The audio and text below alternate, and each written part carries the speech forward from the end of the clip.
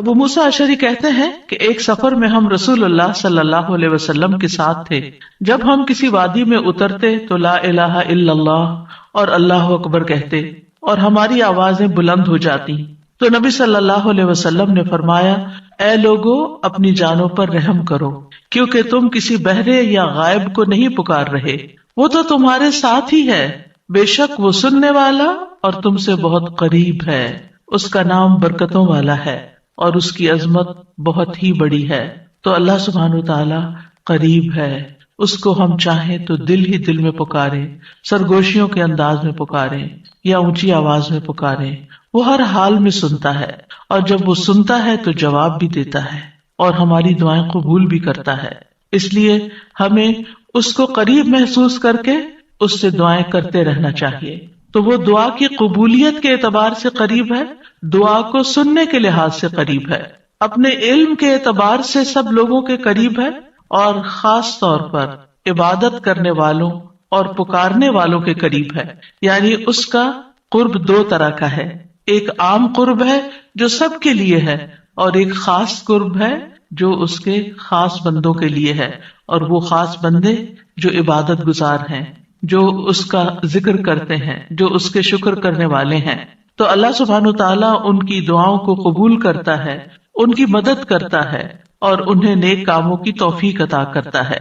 یہاں پر آپ دیکھ رہے ہیں کہ فَإِنِّي قریب کہہ کے بندے اور رب کے درمیان کوئی فاصلہ نہیں رکھا گیا اس اعتبار سے کہ کوئی اور واسطہ ہو.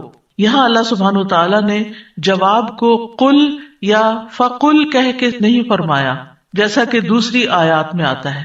جتنے بھی سوال صحابہ کرام نے رسول اللہ صلی اللہ علیہ وسلم سے کیے تو ان کے جواب میں اللہ تعالیٰ نے فرمایا قل، آپ انہیں بتا دیجئے. لیکن یہاں پر قل بھی نہیں آیا، ڈائریکٹ فإنی قریب، اذا سألک عبادی انی فإنی قریب، یعنی بیچ میں کوئی واسطہ نہیں لایا گیا. تو اس سے یہ پتا چلتا ہے کہ ہمارے اور ہمارے رب کے بیچ میں کسی اور واسطے اور کسی اور وسیلے کی ضرورت نہیں. اور جب اللہ تعالیٰ نے یا عبادی کہہ دیا تو اس میں سارے بندے شامل ہو جاتے ہیں، چاہے وہ نیک ہوں یا بد ہوں، بڑے ہوں یا چھوٹے ہوں، گناہگار ہوں یا بہت پرہیزگار ہوں، کوئی بھی ہو، جو بھی اپنے رب کو پکارتا ہے رب اس کی پکار کو سنتا ہے اور وہ قریب ہے.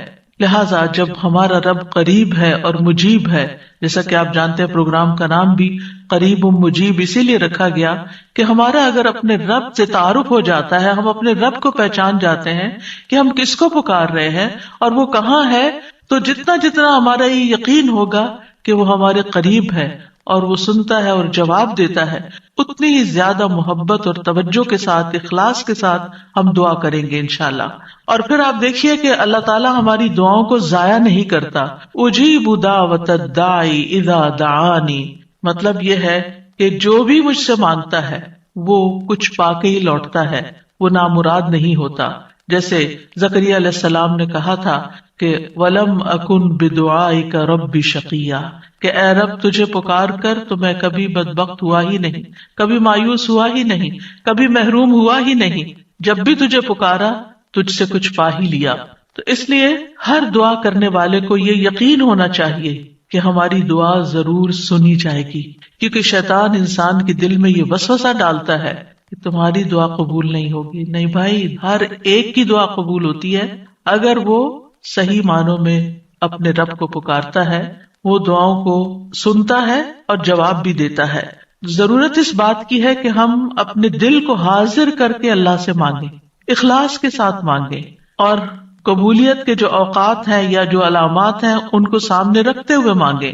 اور پھر ساتھ یہ بھی کہا گیا فَلْيَسْتَجِيبُوا لِي وَلْيُؤْمِنُوا بِي لَعَلَّهُمْ يَرْشُدُونَ، کہ انہیں چاہیے کہ وہ بھی میری بات مانیں.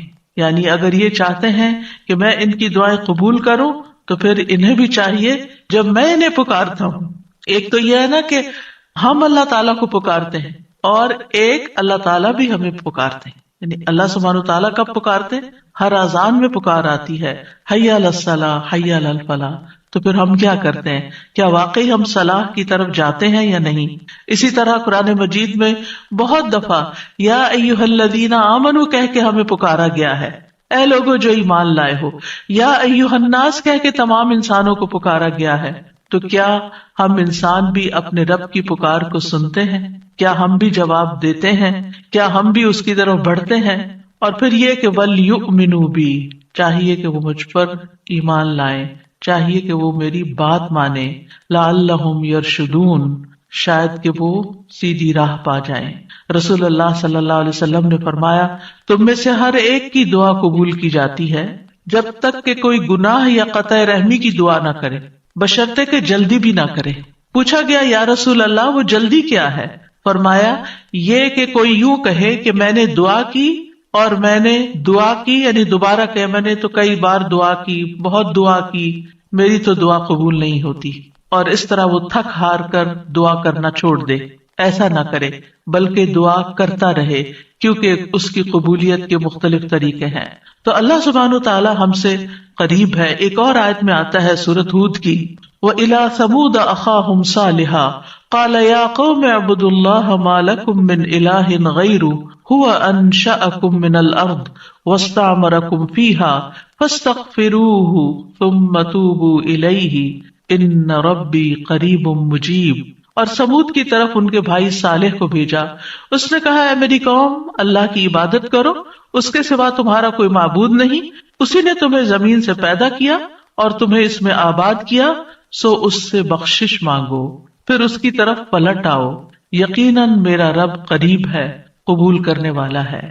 ان ربی قریب مجیب۔ یہاں قوم سمود کی بات کی جا رہی ہے۔ یہ لوگ مدائن کے علاقے میں رہتے تھے جو تبوک اور مدینہ منورہ کے درمیان واقع تھا۔ صالح علیہ السلام نے اپنی قوم کو ایک طرف اللہ سبحانہ تعالیٰ کی عبادت کی دعوت دی، توحید کی دعوت دی کہ صرف وہی تمہارا معبود ہے جس نے تمہیں پیدا کیا، جس نے تمہیں زمین میں آباد کیا، لہٰذا تم شرک سے اجتناب کرو، صرف اللہ کی طرف رجوع کرو۔ کیوں؟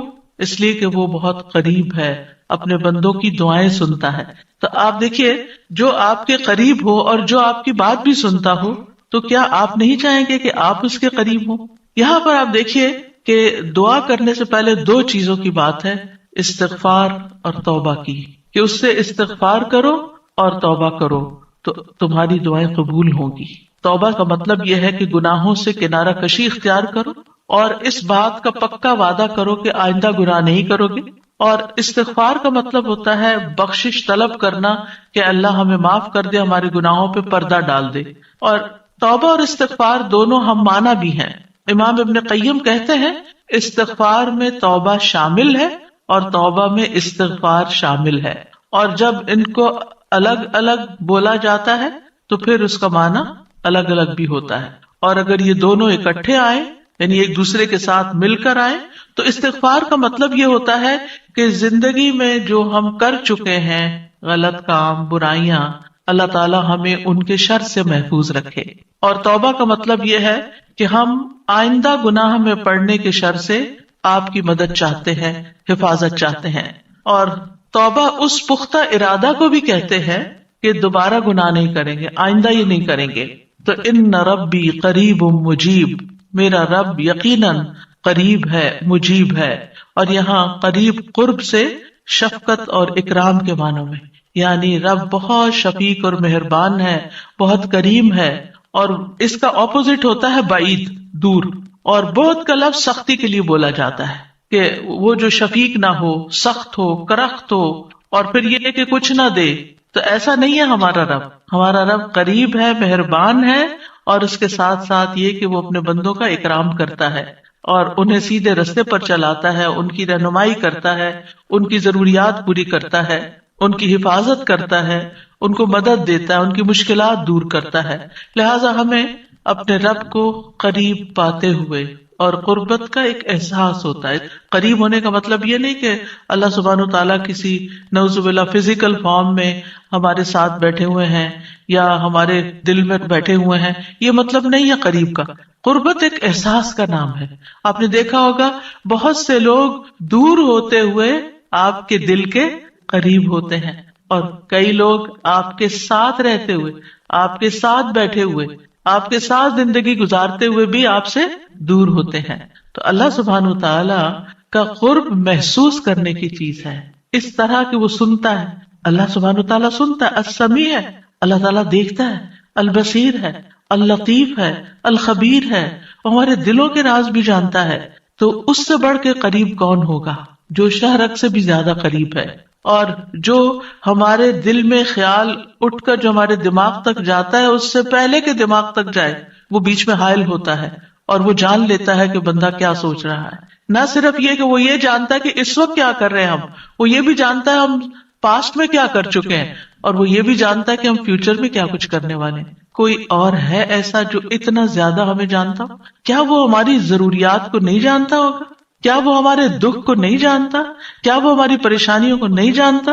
کیا وہ ہماری زندگی کے مقاصد کو نہیں جانتا؟ کیا وہ ہماری کوششوں کو نہیں جانتا؟ کیا وہ ہماری عبادتوں کو نہیں جانتا؟ وہ خوب جانتا ہے، وہ سب کچھ جانتا ہے. تو جو جانتا ہے اس سے مانگے بنسبت اس کے کہ جو جانتا بھی نہیں ہے، اور ہم اس سے توقعات لگا کے بیٹھے رہے کہ یہ ہمارے لیے کچھ کریں گے. عام طور پر ہم جب کسی مشکل کا شکار ہوتے ہیں تو پھر بندوں کی طرف دیکھتے ہیں، نہیں، جو اپنے رب کو قریب پاتے ہیں وہ اپنے رب ہی کی طرف دیکھتے ہیں اور رب ہی کی طرف پلٹ پلٹ کر جاتے ہیں. اور تابا یتوبو کا مطلب پلٹ پلٹ کر جانا بھی ہے کہ واپس پلٹتے ہیں کہ اللہ تعالیٰ اگر ہماری کسی بات سے آپ ناراض ہو گئے ہیں یا ہم سے خفا ہیں تو ہم تیری ہی طرف پلٹتے ہیں. اعوذ بک منک، تجھ سے ڈر کے پھر تیرے ہی پاس پناہ لیتے ہیں اپنے گناہوں کے شر سے بچنے کے لیے، اپنی سیئات سے بچنے کے لیے. تو اس لیے تھرو آؤٹ جو ہمارا انشاءاللہ پروگرام ہوگا اس میں آپ یہ 2 لفظ بس پکے کر لیں، وہ قریب ہے، وہ مجیب ہے، وہ بہت قریب ہے اور وہ جواب بھی دیتا ہے، وہ دعائیں قبول بھی کرتا ہے. اس لیے اس رمضان میں خوب خوب دعائیں کرنی ہے. اور ویسے بھی آپ دیکھیں کہ دعا افضل ترین عبادت ہے.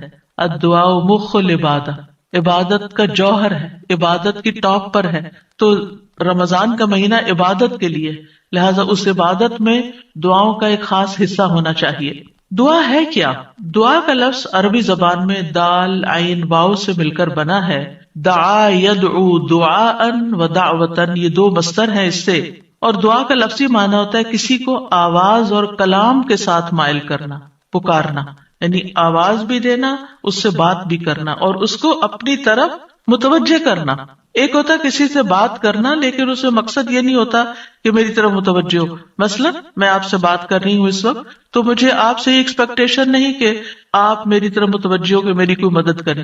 لیکن دعا میں جب انسان پکارتا ہے تو اس کا مطلب ہوتا ہے کہ دوسرا متوجہ ہو اور جس مقصد کے لیے اس کو پکارا جا رہا ہے وہ مقصد بھی پورا ہو جائے. عربی میں کہتے ہیں دعوت اللہ، میں نے اللہ کو پکارا، یعنی میں نے سوال کرتے ہوئے، اللہ تعالی کی طرف عاجزی کرتے ہوئے جو خیر ہے اس کے پاس اس میں رغبت رکھی اور اس رغبت کو طلب کرنے کے لیے اس کو پکارا، یعنی اس رغبت کے ساتھ اس کو پکارا.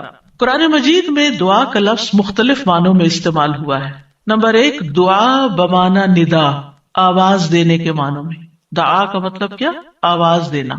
جیسے سورۃ آل عمران میں آتا ہے فَقُلْ تَعَالَوْا نَدْعُ أَبْنَاءَنَا وَأَبْنَاءَكُمْ وَنِسَاءَنَا وَنِسَاءَكُمْ وَأَنفُسَنَا وَأَنفُسَكُمْ.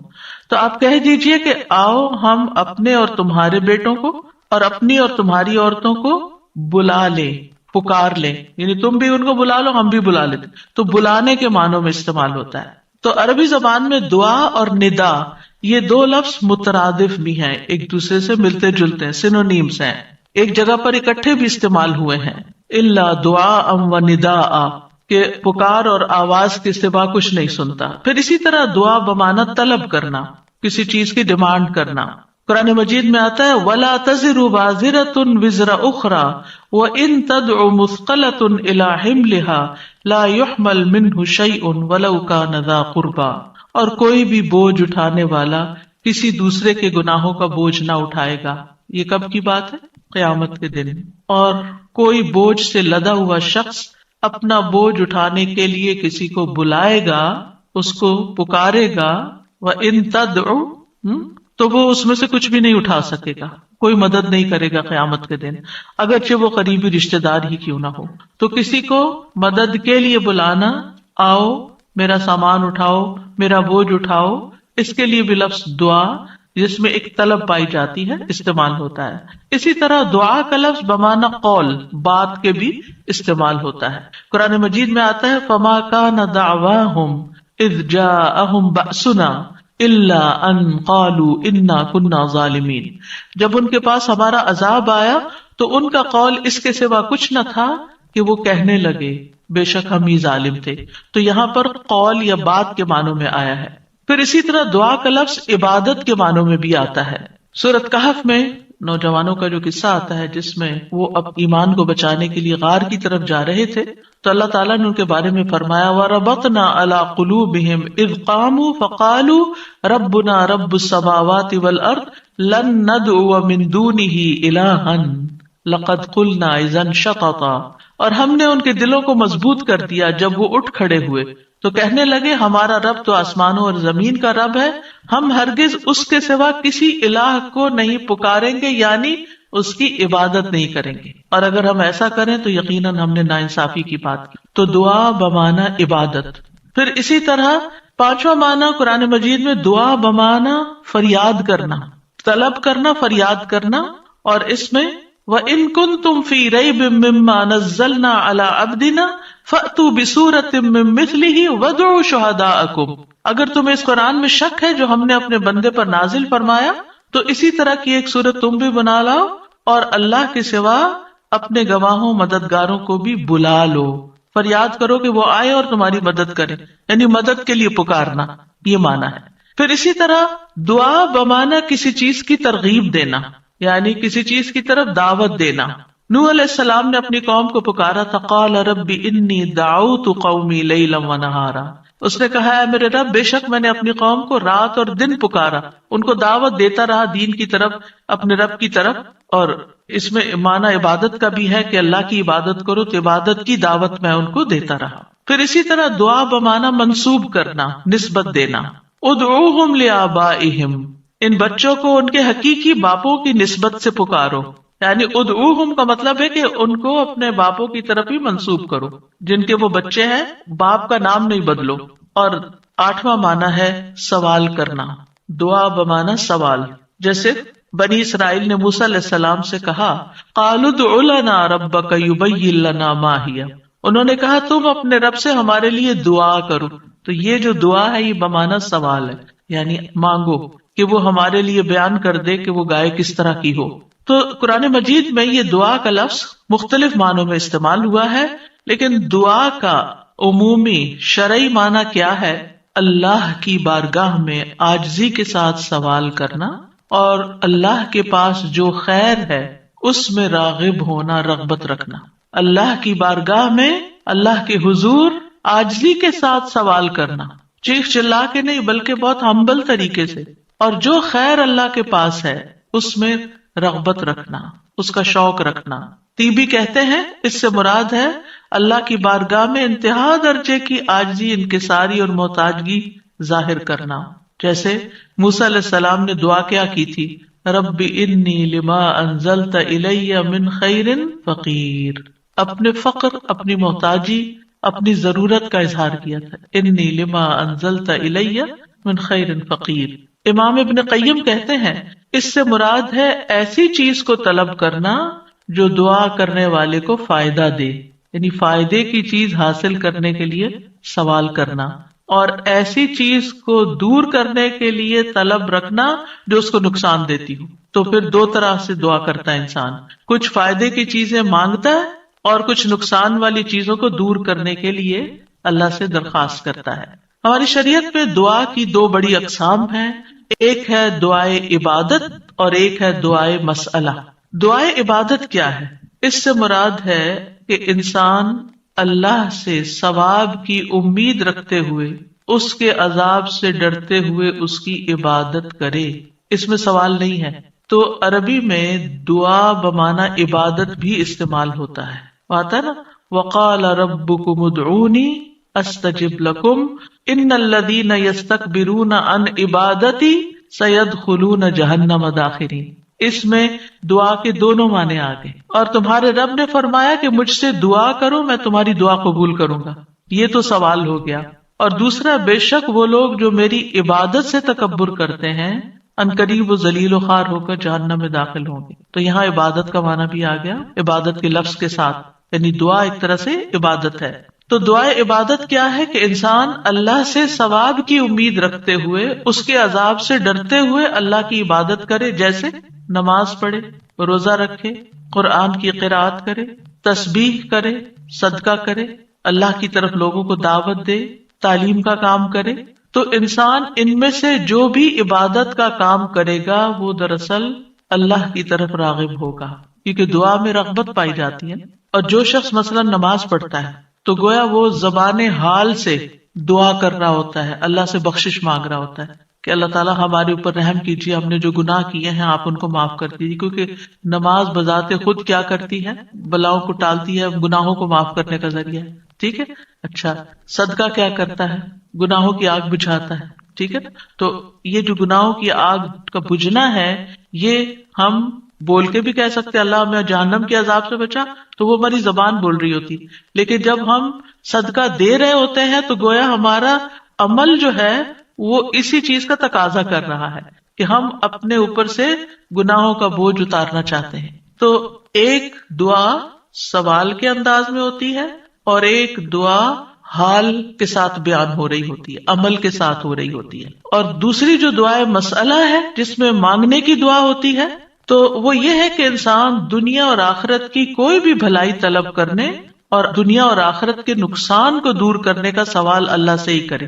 دنیا اور آخرت کی کوئی بھی بھلائی مانگنا اور دنیا اور آخرت کے کسی بھی نقصان سے بچنا، یہ بس اللہ ہی سے کرے اس کا سوال. یہ دعائے مسئلہ ہے، سوال کرنے والی، یعنی وہ دعا جس میں ہم سوال کرتے ہیں. کن چیزوں کا سوال کرتے ہیں؟ دنیا اور آخرت دونوں. آخرت نہیں بھولنی. ربنا آتنا فی الدنیا حسنۃ وفی الآخرۃ حسنۃ وقنا عذاب النار.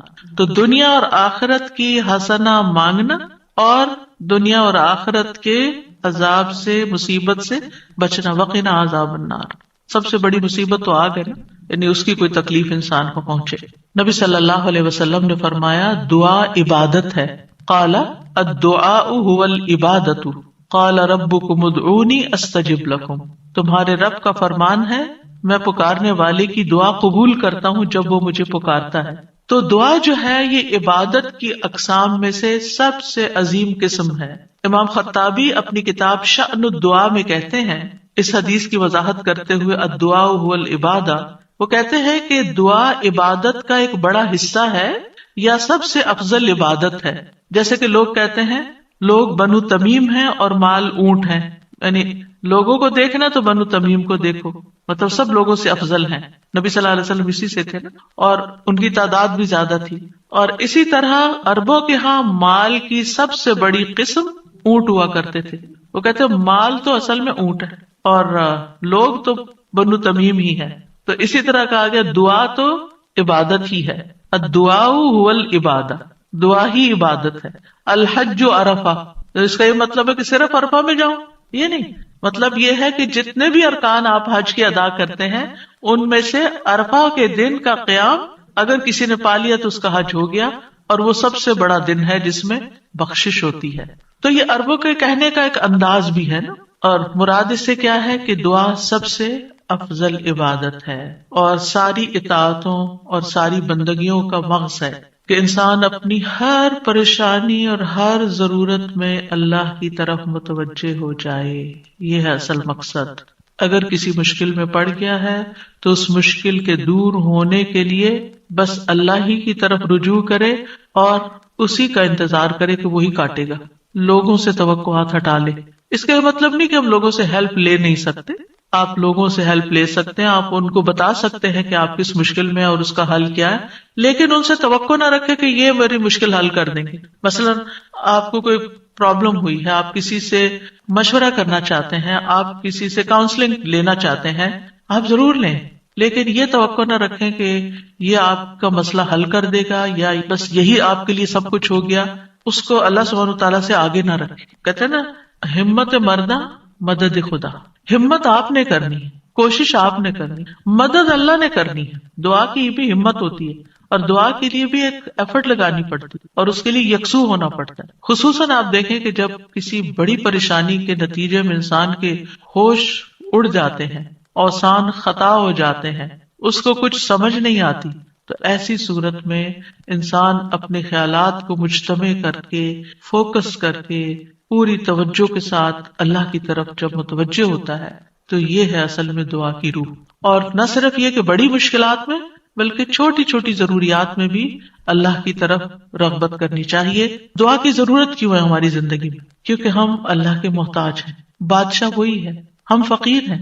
یا ایھا الناس انتم الفقراء الی اللہ، اے لوگو تم سب اللہ کے محتاج ہو.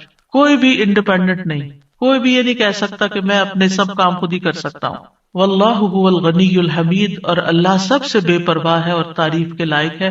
بندوں میں سے کوئی بھی بے پرواہ نہیں ہو سکتا، ہم سب محتاج ہیں. دوسری بات، اللہ سارے خزانوں کا مالک ہے.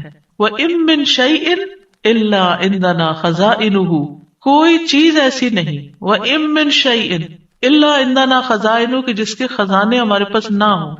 آپ کوئی چیز آرڈر کرنا چاہتے ہیں تو پتہ چلتا ہے وہ تو ہے ہی نہیں، ختم ہو گئی، اسٹاک ختم، آؤٹ آف اسٹاک. بڑی سے بڑی کمپنی، بڑے سے بڑے ریسورسز رکھنے والے انسانوں سے جب آپ مانگتے ہیں تو آپ دیکھیں کیا ہوتا ہے کہ انسان بعض اوقات وہ اوپر جا کے اتنی نیچے گرتے ہیں کہ پائی پائی کے محتاج ہو جاتے ہیں. ایسی مثالیں آپ نے بھی دیکھی ہوں گی، سنی بھی ہوں گی کہ کہاں ان کے پاس بہت کچھ تھا اور کہاں وہ زیرو پہ آ گئے. اللہ تعالیٰ ایسا نہیں ہے، ہمیشہ سے ہے اس کے پاس اور ہمیشہ رہے گا. ساری مخلوق اگر کسی میدان میں جمع ہو کر سب کچھ مانگے تو بھی اللہ تعالیٰ کے خزانوں میں اتنی کمی نہیں آتی جتنی ایک سوئی کو سمندر میں ڈبو کے نکالا جائے تو پانی جو سوئی کے ساتھ لگتا ہے اتنی بھی کمی نہیں ہوتی. وہ جتنا چاہے خرچ کرتا رہے، جتنا چاہے وہ بندوں کو دیتا رہے، پھر بھی اس کے ہاتھ بھرے رہتے ہیں، ان میں کوئی کمی نہیں ہوتی. ایک اور آیت میں آتا ہے سورۃ المنافقون میں، وَلِلَّهِ خَزَائِنُ السَّمَاوَاتِ وَالْأَرْضِ، آسمانوں اور زمین کے خزانے اللہ کے پاس ہیں. پھر کیا کرنا چاہیے؟ اس کے پاس جانا چاہیے جس کے پاس کوئی خزانہ نہیں ہے، اس کے پاس جو سارے خزانوں کا مالک. مشکل یہ ہے کہ ہمارے مانگنے میں کمی ہوتی ہے، دیر ہوتی ہے. وہ سب کچھ دے سکتا ہے، سب کچھ ہے اس کے پاس، یو نیم اٹ. آپ گھر جا کے بیٹھیں، غور کریں، نماز کے بعد کسی اور خاموشی تنہائی کے وقت، مجھے کیا چاہیے، مجھے کیا مسئلہ ہے، مجھے کیا پرابلم ہے، میری کیا پریشانی ہے، کیا اللہ کے پاس اس کا حل ہے؟ یقیناً ہے، وہ کر سکتا ہے، بالکل کر سکتا ہے. پر مجھے کیا کرنا چاہیے؟ اسی سے مانگنا چاہیے، اس سے گڑ گڑا کے مانگنا چاہیے، اس سے اپنی محتاجی اور اپنی بیچارگی کا اظہار کر کے مانگنا چاہیے. امن یجیب المضطر اذا دعاہ ویکشف السوء، اللہ تعالیٰ آپ سے پوچھتے ہیں کون ہے جو بے قرار کی، مضطر، بے قرار، بے چین انسان کی بات سنتا، اس کو جواب دیتا. امن یجیب المضطر اذا دعاہ، جب بھی وہ اس کو پکارتا ہے، ویکشف السوء، اور وہ تکلیف کو دور بھی کرتا ہے. ایسا نہیں کہ وہ صرف سن رہا ہے، اس نے وہ تکلیف دور بھی کر دینی ہے. اور آپ کہیں گے بس اتنی سی بات تھی، میں اس کو اتنا پہاڑ بنائے ہوئی تھی، اپنی زندگی کا بہت بڑا مسئلہ بنائے ہوئی تھی، اور اللہ تعالیٰ کے لیے بس اتنی سی بات تھی. میرے مانگنے میں کمی تھی، اس کے پاس نہیں کمی. ہماری دعا میں کمی ہے، ہمارے اخلاص میں کمی ہے، اس کے دینے میں کمی نہیں ہے. اس طرح پکارا کریں نا کہ اللہ تعالیٰ آپ تو دے کر کسی کمی کا شکار نہیں ہوتے، لیکن میری کمی پوری ہو جائے گی. پھر آپ دیکھیں ہر بھلائی دینے اور ہر تکلیف دور کرنے پہ قادر ہے. سورۃ الانعام میں آتا ہے وَإِن يَمْسَسْكَ اللَّهُ بِضُرٍّ فَلَا كَاشِفَ لَهُ إِلَّا هُوَ وَإِن يَمْسَسْكَ بِخَيْرٍ فَهُوَ عَلَى كُلِّ شَيْءٍ قَدِيرٌ، اگر اللہ تجھے کوئی تکلیف پہنچائے تو اس کے سوا کوئی دور کرنے والا نہیں، اور اگر وہ تجھے کوئی بھلائی پہنچائے تو وہ ہر چیز پر پوری طرح قادر ہے. وہ سب کچھ کر سکتا ہے، وہ قادر ہے. نہ آپ کی کوئی خیر اور بھلائی کو لے جا سکتا ہے، کیونکہ عام طور پہ ہم وہم کا شکار رہتے ہیں کہ اگر میری اس نعمت کا کسی کو پتہ چل گیا تو پھر کیا ہوگا، شاید وہ نظر ہی لگ جائے اور نعمت چھین ہی جائے. ہر وقت اس وہم کا شکار رہنا دراصل اپنے آپ کو ٹارچر کرنا ہے. نہیں، وَإِن يَمْسَسْكَ بِخَيْرٍ، اگر اللہ نے آپ کو کوئی خیر دی ہے، فَهُوَ عَلَى كُلِّ شَيْءٍ قَدِيرٌ، وہ ہر چیز پہ قادر ہے، وہ آئندہ بھی دیے رکھے گا. اس نے اس لیے تھوڑی دی ہے کہ بس ایک بندہ کوئی دیکھے اس چیز کو اور بس وہ واپس لے لے، وہ ایسا نہیں کرتا.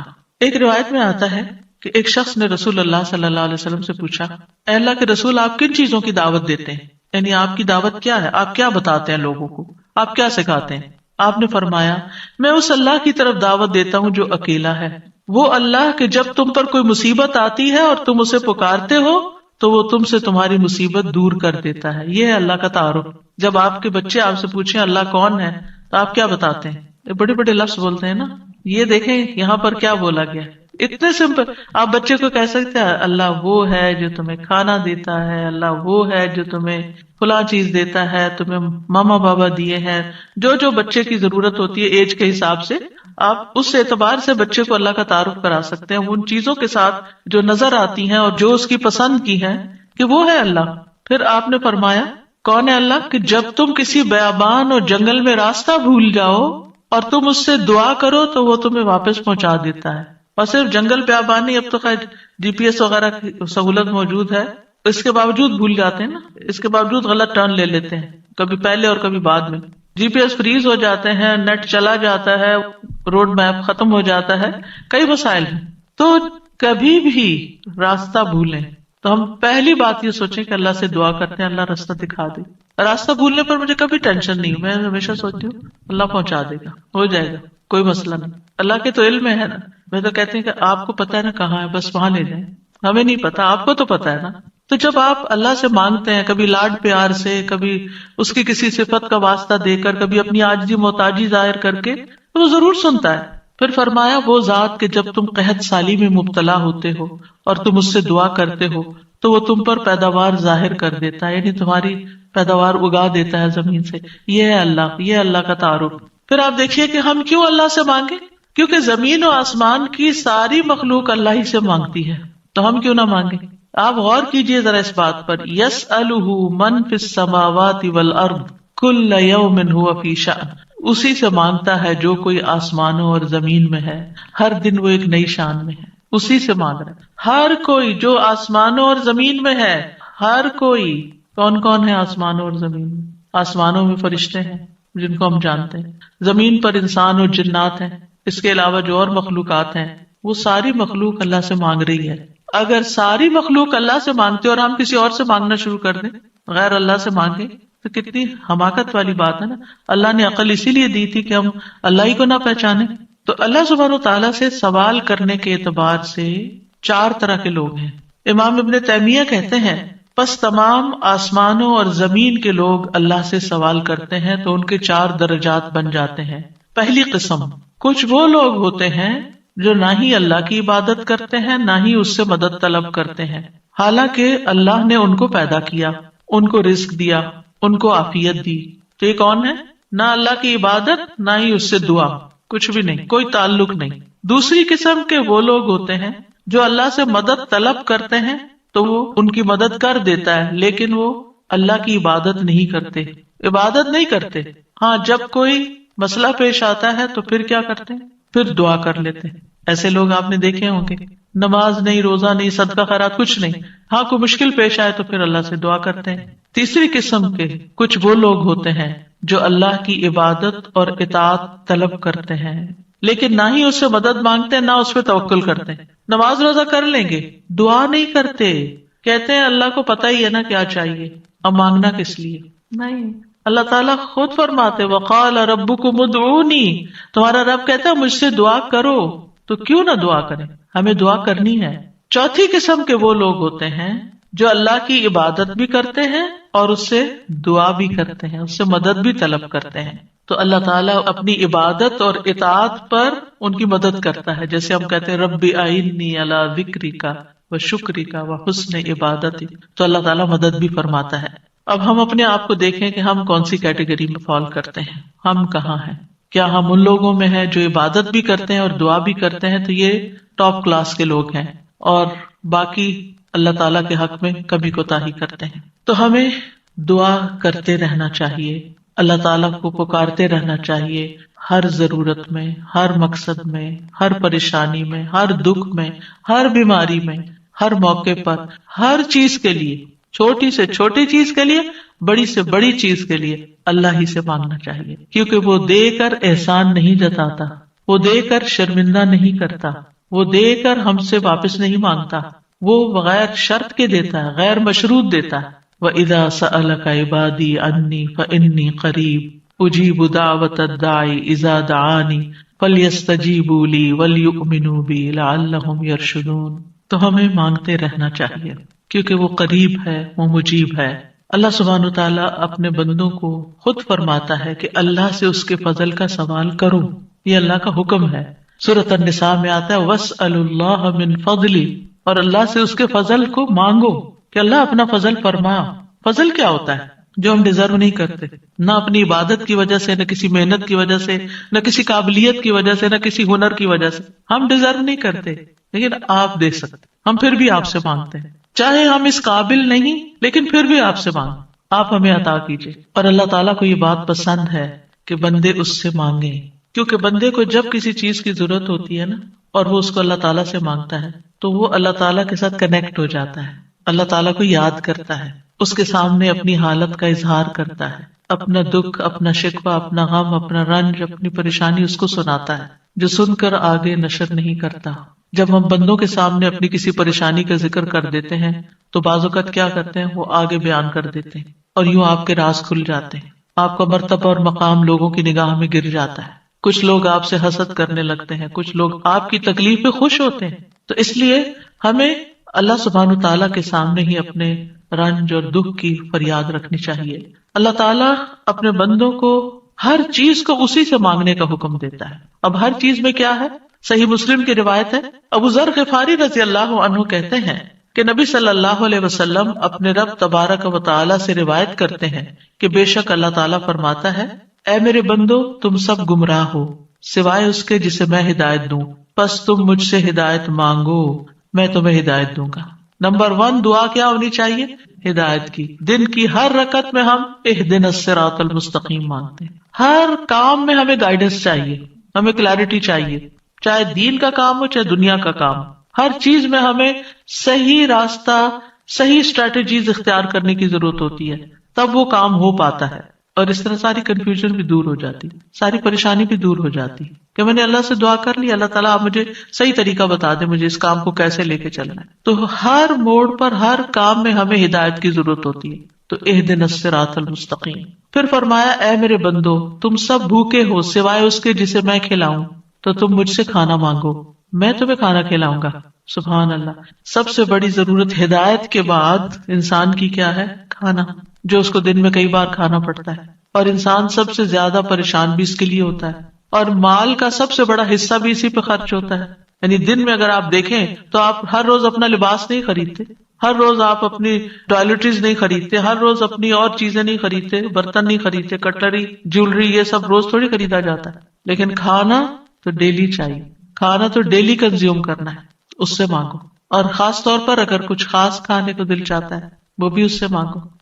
نیوٹریشس چاہیے، ہولسم چاہیے، صحت مند چاہیے، کیونکہ ساری بیماریاں ہی کھانے سے پیدا ہوتی ہیں۔ یعنی کھانا مانگو، صرف یہ نہیں کہ ہے نہیں، بلکہ اچھا کھانا مانگو تو اللہ تعالیٰ کھلائے گا۔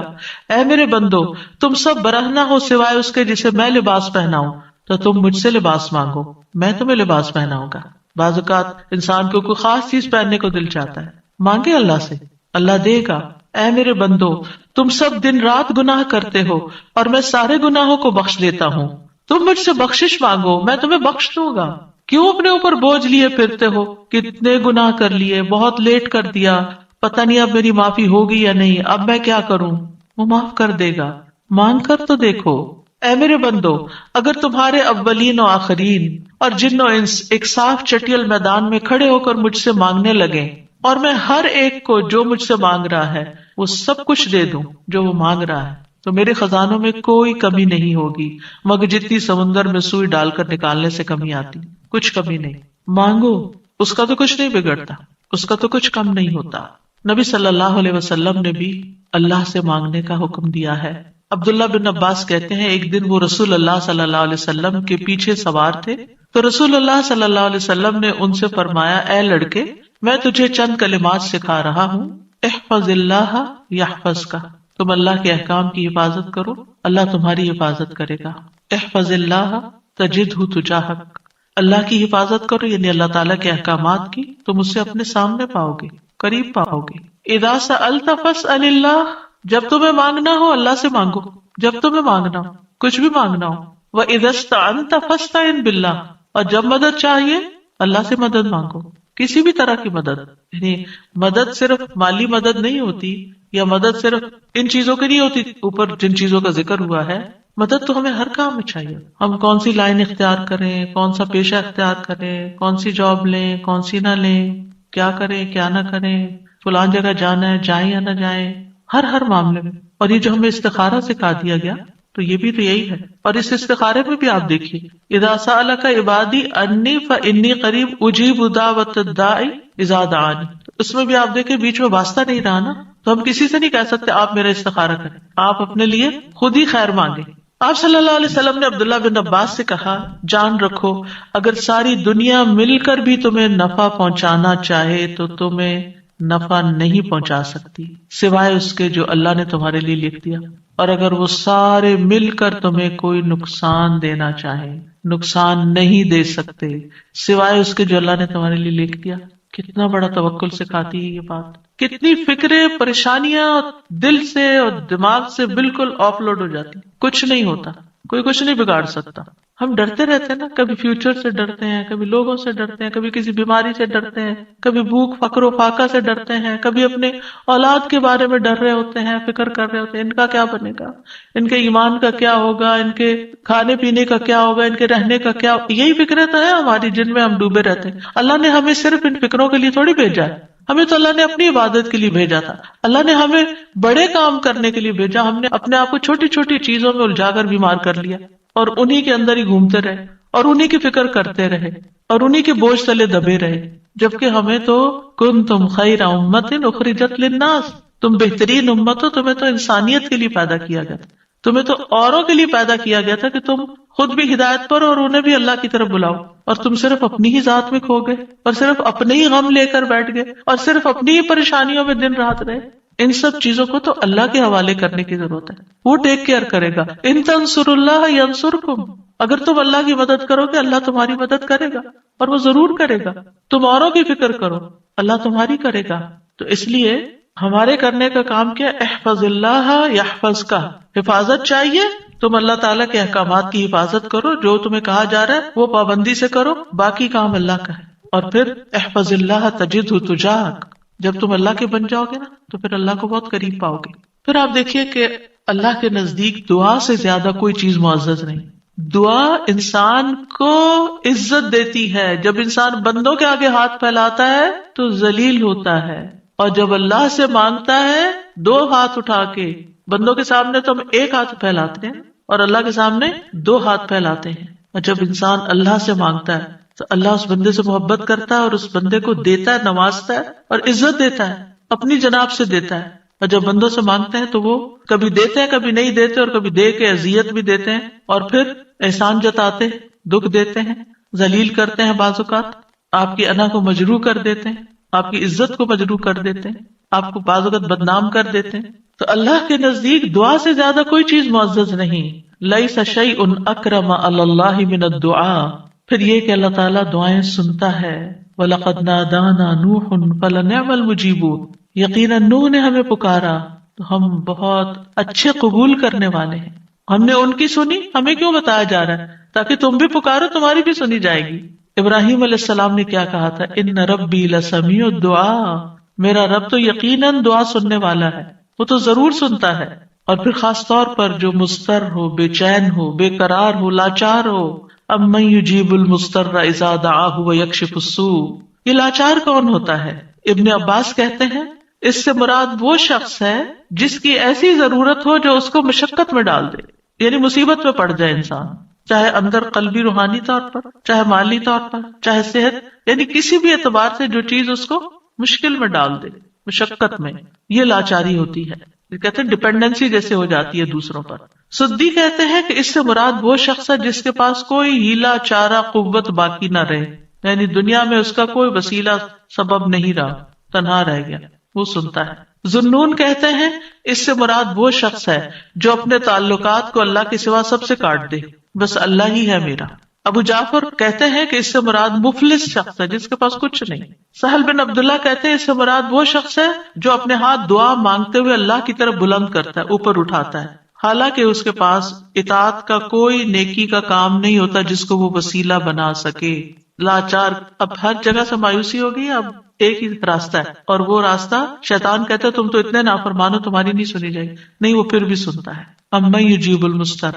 اصل میں بندے تو ہم اللہ ہی کے ہیں نا، چاہے ہم اللہ کو اپنا بنائیں یا نہ بنائیں، ہیں تو اسی کے، جانا تو اسی کی طرف ہے.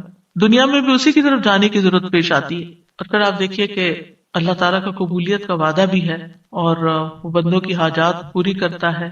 اللہ تعالیٰ خود پکارتے ہیں جب رات کا ایک تہائی حصہ بچتا ہے. آسمان دنیا پہ نزول فرما کے اللہ تعالیٰ فرماتے ہیں کون ہے جو مجھ سے دعا کرے تو میں اس کی دعا قبول کروں, کون ہے جو مجھ سے بخشش طلب کرے تو میں اسے بخش دوں, کون ہے جو مجھ سے رزق مانگے تو میں اس کو رزق عطا کروں, کون ہے جو تکلیف دور کرنے کی درخواست کرے تو میں اس کی تکلیف دور کروں. اور یہ اعلان فجر کے طلوع ہونے تک ہوتا رہتا ہے. تو اللہ تعالیٰ پکار رہے کہ مانگو مجھ سے.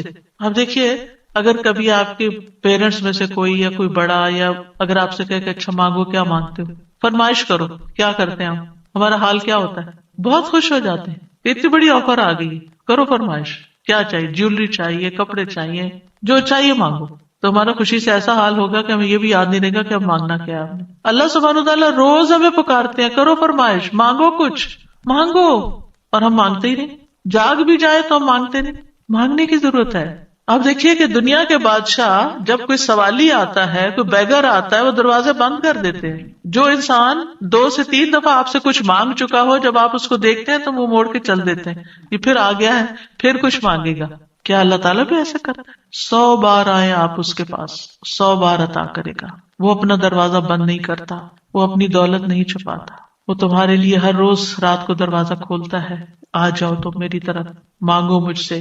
امام ابن قیم کہتے ہیں اللہ جس کے ساتھ خیر کا ارادہ کرتا ہے اس کے لیے ذلت کا, عاجزی کا, اللہ کی بارگاہ میں پناہ پکڑنے اور محتاجی ظاہر کرنے کا دروازہ کھول دیتا ہے. یعنی اس کو دعا مانگنا آ جاتا ہے, اور جس کو دعا کی توفیق مل گئی اس کو ہر خیر مل گئی. تو اصل چیز یہ ہے کہ دعا کی توفیق ہو جائے, دعا مانگنا شروع کر دیں.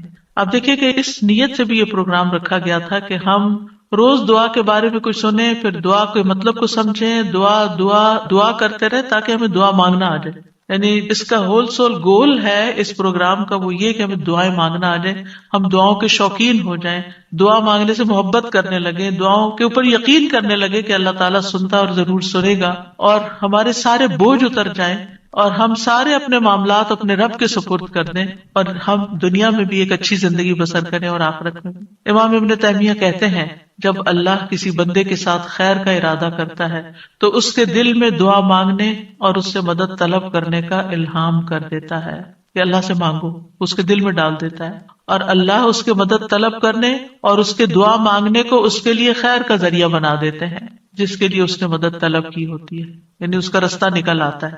تو دعا مانگنے کے فائدے کیا ہیں؟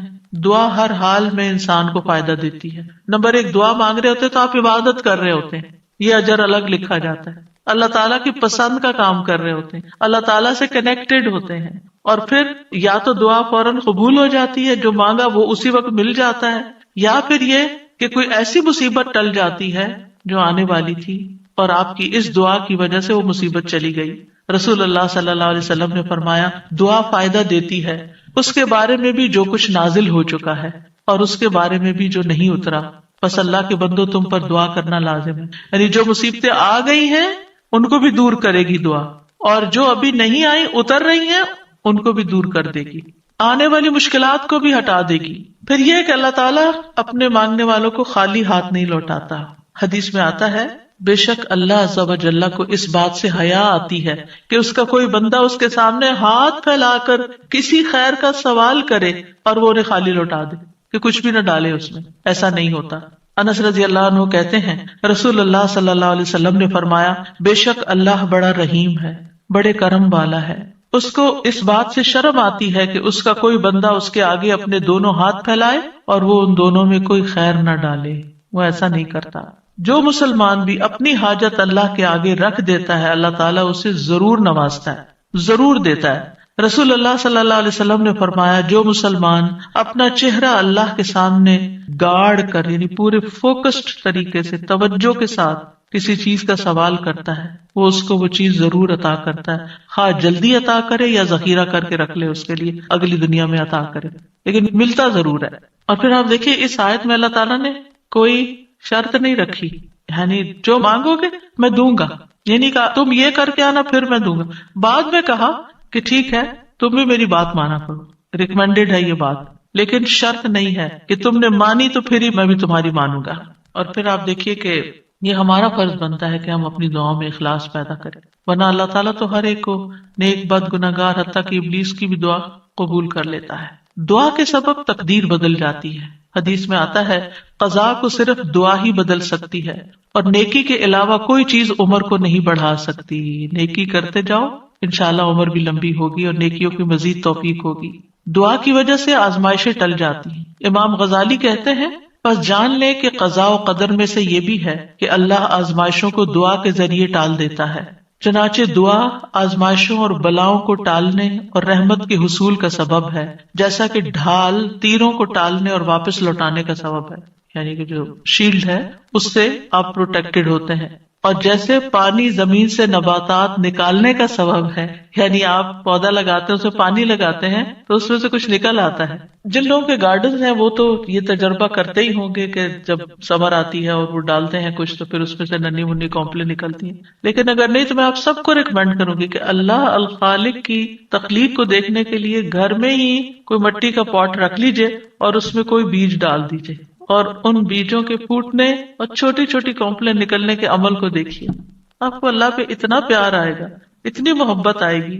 یہ اللہ کی تخلیق کی نشانیاں ہیں نا، اور اس سے اللہ کی پہچان ہوتی ہے، انسان اللہ کے قریب ہوتا ہے، اللہ کی قدرت نظر آتی ہے۔ تو اب امام غزالی کہتے ہیں کہ جیسے پانی زمین میں ڈالیں اور بیج سے کچھ نکلے گا، یہ پانی ڈالنا سبب ہے بیج پھوٹنے کا، ایسے ہی دعا سبب ہے خیر ملنے کا۔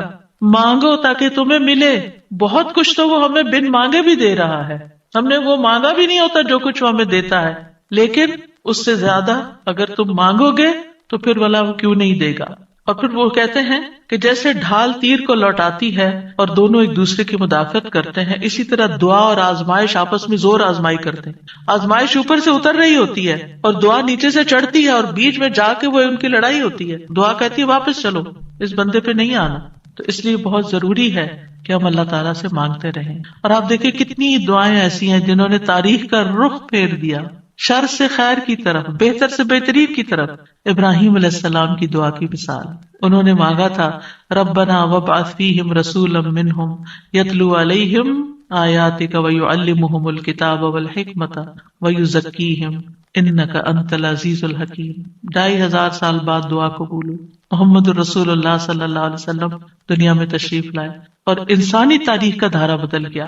ابو امامہ کہتے ہیں میں نے کہا اللہ کے رسول صلی اللہ علیہ وسلم آپ کے اس کام کی ابتدا کیسے ہوئی، یعنی آپ نے یہ جو سب کچھ کیا ہے بگننگ کہاں سے تھی؟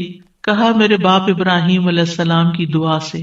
آپ بھی اپنے بچوں کے لیے، نسلوں کے لیے، اپنے شاگردوں کے لیے دعائیں کیا کریں، معلوم نہیں ان میں سے کون آپ کی دعا کی وجہ سے کوئی ایسا خیر کا کام کر جائے جو آپ کے لیے بہترین صدقہ جاریہ بن جائے۔ تو دوسروں کے لیے دعائیں کرنے میں بخل سے کبھی کام نہ لیں۔